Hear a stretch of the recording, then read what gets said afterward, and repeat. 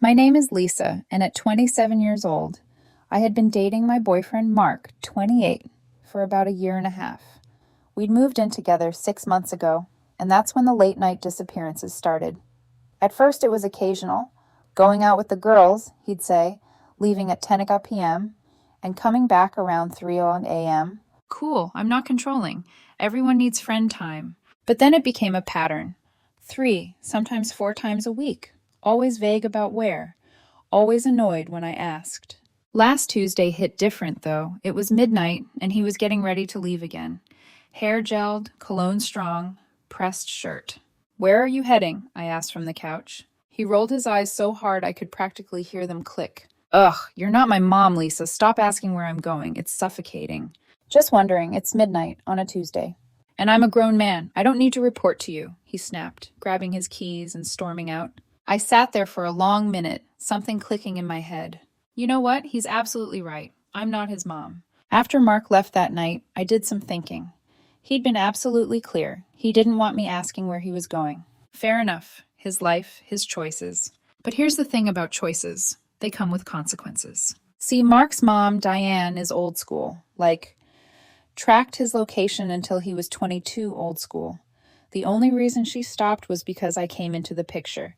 She trusted me to keep an eye on her son. Every time she called asking about Mark, I covered for him. He's in the shower. He stepped out to the store. He's napping. I'd accidentally become his built-in alibi system. His dad, Robert, was the same.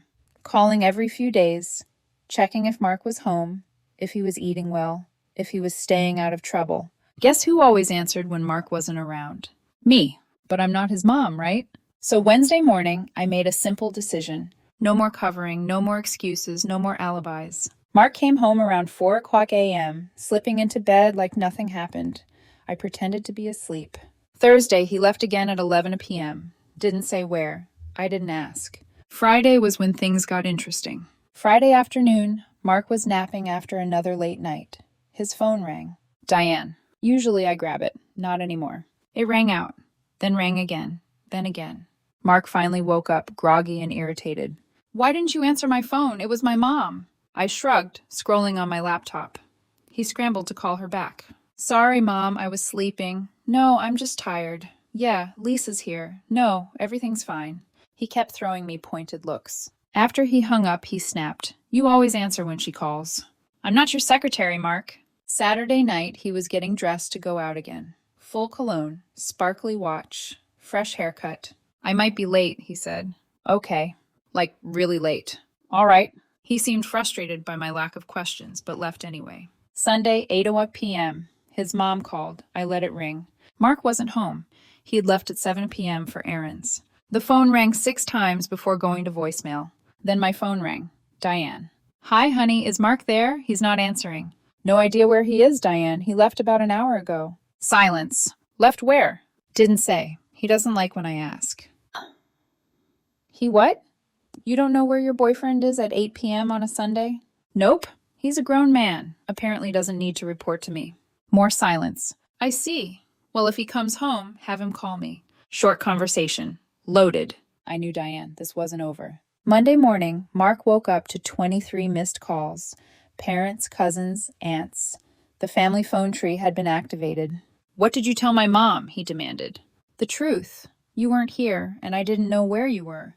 You're supposed to cover for me. Why? I'm not your mom, remember? He called his mom back, trying to do damage control. Just went for a drive, needed space. Phone died. But lies require maintenance, and I was done being the maintenance crew. Tuesday, Robert called me directly. Lisa, what's going on with Mark? Diane's worried sick. You should ask Mark. I'm asking you. You live with him. I do, but he's made it clear he doesn't want me involved in his business. I'm respecting that. Long pause. He's out at midnight, not telling you where, 3 or 4 times a week? Yep. And you're okay with this? Doesn't matter if I am. He says he doesn't need to report to me. I could hear Robert breathing hard. I see. Thank you for being honest. That evening, Mark was getting ready to go out again when his phone buzzed. He paled. My dad wants to FaceTime. Crap. Tell him I'm in the shower. I didn't even look up from my book. Tell him yourself. He answered reluctantly. Hi, Dad. I was just getting ready for bed. Really? Robert said. Because you look dressed up. Where are you going?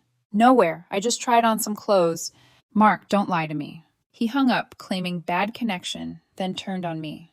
This is your fault. You turned my parents against me. I told them the truth, that's all. You're supposed to be on my side. I was, until you made it clear you didn't want me involved in your business. He stormed out. Wednesday morning, everything finally exploded. Mark had gone out again Tuesday night despite his dad's suspicious FaceTime call. He came home around 5 o'clock a.m., shoes in hand, shirt wrinkled, smelling like someone else's perfume. He collapsed onto the bed without even washing up. At 8:02 a.m., there was a heavy knock on the door. I was half asleep but still heard it. Persistent. Sharp. I opened the door and nearly stepped back. Robert and Diane stood there. Not angry, not confused, just determined. Where's Mark? Robert asked. Bedroom, I said, sleeping. They didn't even wait to be invited in. They brushed past me and marched straight to the bedroom. I lingered in the hallway, heart pounding, because I knew this moment had been coming for a long time. I heard Diane gasp when she saw him lying there, still in last night's party outfit, glitter on his shirt, smudged cologne lingering in the air. Oh my God, Mark, she whispered. What are you doing with your life? Mark jerked awake at their voices. For a split second, he was confused. Then his face fell. What are you doing here? He mumbled, sitting up too fast. Diane's eyes were sharp. What are we doing here? The better question is, where were you last night? Out, he muttered. With who? Robert demanded. You're invading my privacy. Privacy? Robert snapped. You vanish for nights at a time, ignore 23 missed calls from your mother, lie to your girlfriend, and you want to talk about privacy? Mark's jaw tightened. Lisa didn't tell you anything. Oh, she didn't need to, Diane cut in. We hired someone. Mark froze. You what? We hired a private investigator, Robert said, folding his arms. We know exactly where you've been going. My stomach dropped. Oh God, they went that far. Mark stammered. That's insane. You can't just... Robert pulled a folder from his coat. Thick, heavy. He tossed it onto the bed. Photos spilled out. Mark outside clubs at 3:00 a.m. Mark with the same group of men and women multiple nights in a row. Mark entering the same apartment complex at 2:47 a.m. Mark leaving at 5:12 a.m. Mark's face flushed red, then pale, then something in between. That's not what it looks like, he blurted. Oh, really? Diane shot back. Because it looks exactly like what it looks like. You're making assumptions. We're making observations, Robert said coldly. Mark looked at me. Lisa, say something. I leaned against the doorway. Calm, tired. What do you want me to say, Mark? That they're overreacting. I shook my head. They asked where you were. You said you don't have to tell anyone. That's not what I meant. Then what did you mean? He opened his mouth and closed it again. No answer. Robert cut through the tension. Mark, pack a bag. What? Why? You're coming home with us. You clearly can't manage your life right now. Mark scoffed. I'm not a child. Then stop acting like one, Diane snapped. The room went silent. Mark kicked the blankets away and stood up. I'm not going anywhere with you. I'm staying here. Robert's expression darkened. With Lisa, after everything you've put her through? Mark looked back at me. Lisa doesn't want me gone, right? I met his eyes, and something inside me finally snapped into place. Calm, steady clarity. I didn't say that. His entire expression broke. What do you mean? You've been disappearing for weeks, I said quietly. Lying to me. Snapping at me for asking basic questions. Expecting me to clean up your mess with your parents. And when I stopped doing that, everything fell apart. He stepped toward me. Babe. Don't call me that. He froze mid-step.